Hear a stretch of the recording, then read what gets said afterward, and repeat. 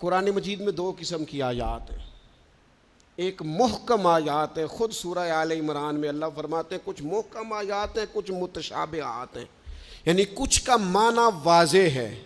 قل هو اللہ احد، کہو کہ اللہ، اس کا معنی واضح ہے نا، یہ محکم ہے۔ کچھ متشابہات ہے، جیسے ید اللہ، اللہ کے ہاتھ، یہ اللہ کے تو ہاتھ ہی نہیں، یہ متشابہ ہے۔ اللہ فرماتے ہیں کچھ آیتیں محکم ہیں، کچھ متشابہ۔ وہ جن کے دلوں میں کجی ہے نا، جن کے دل ٹیڑے ہیں، وہ متشابہ کے پیچھے پڑتے ہیں، متشابہ کے۔ یہ جو آپ کو ملنگ ملیں گے نا، ملنگ، وہ آپ سے پوچھیں گے اے اصلی نماز کیڑی ہوندی ہے؟ سبحان اللہ، انہوں نے آکھو وہی جڑی 5 ویلے پڑھی دی ہے، وہ پتہ نہیں انہوں اصلی کیڑی لئی پھر دینے۔ یہ متشابہ باتوں کے پیچھے۔ اچھا، نبی پاک علیہ السلام معراج پہ گئے، سرکار نے واپس آ کے فرمایا چغلی کرنے والے کو یہ سزا ملے گی، معاذ اللہ زنا کرنے والے کو یہ سزا ملے گی، جو خطیب لوگوں کو تقریر سنائے خود عمل نہ کرے اسے یہ سزا ملے گی۔ ان باتوں پر وہ توجہ نہیں کرتے کہ سرکار نے یہ بیان کیا۔ فرمایا میں دیکھ کے آیا ہوں سود کھانے والے کو یہ سزا ملے، اس پر توجہ نہیں۔ وہ پوچھتے کیا ہیں؟ کہتے ہیں یہ بتائیں براق جس پہ حضور بیٹھ کے گئے تھے اس کا رنگ کیسا تھا؟ میں آپ کو راز کی بات بتاؤں، معراج میں کیا کیا باتیں ہوئی تھیں؟ او بھائی تو رہنے دے، تیرے پاس جو محکم باتیں ہیں تو ان پہ عمل کر۔ شریعت میں کچھ چیزیں واضح، مثلا ایک مسئلہ ہے، مسئلہ تقدیر۔ تقدیر پر ایمان لانا ضروری ہے، پر اس کی تشریحات میں نہیں جانا چاہیے۔ یہ تقدیر کا یہ مسئلہ کیسے ہے، یہ مسئلہ کیسے ہے، اس میں جانے سے نبی پاک نے منع کیا۔ لیکن لوگوں کو عادت ہوتی ہے وہ باتیں چھیڑنے کی جن کو چھیڑنے سے شریعت نے روکا ہے، وہ چھیڑتے ہیں۔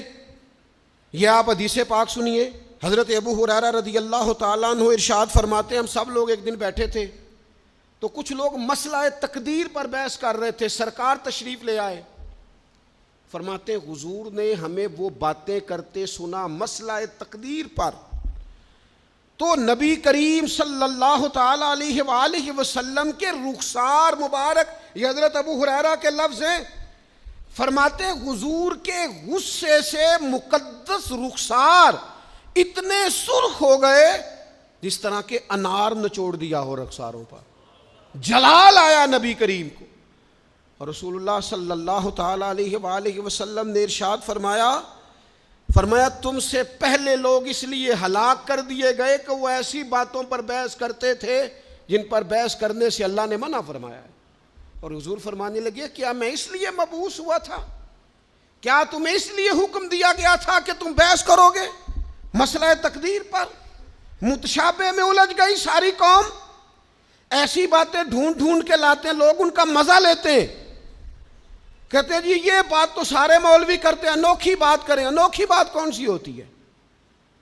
بات وہی ہے جو اللہ نے قرآن میں بیان کی ہے، رسول پاک نے اپنے فرمان میں بیان کی ہے۔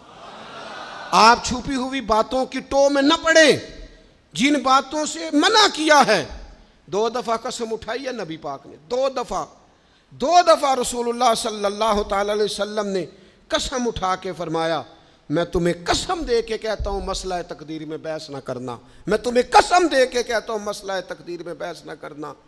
او خدا کے بندو، جن باتوں سے ہمارے نبی پاک نے ہمیں قسمیں دے دے کے روکا ہے ان باتوں میں الجھتے ہو۔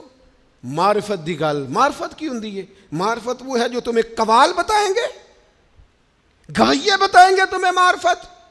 ہمارا قوال جی رات کو جی وہ توحید بیان کرتا ہے، وہ کفر بکتا ہے ظالم، اور تم کفر سنتے ہو۔ توحید وہ ہے جو میرے اللہ نے قرآن میں بیان فرمائی ہے، قل هو اللہ احد اللہ الصمد لم یلد ولم یولد ولم یکن لہ کفوا احد۔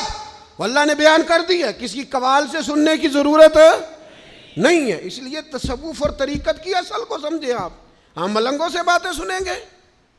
تو میرے عزیز کبھی بھی ان چکروں میں نہ پڑے، متشابہات میں آپ الجھ گئے۔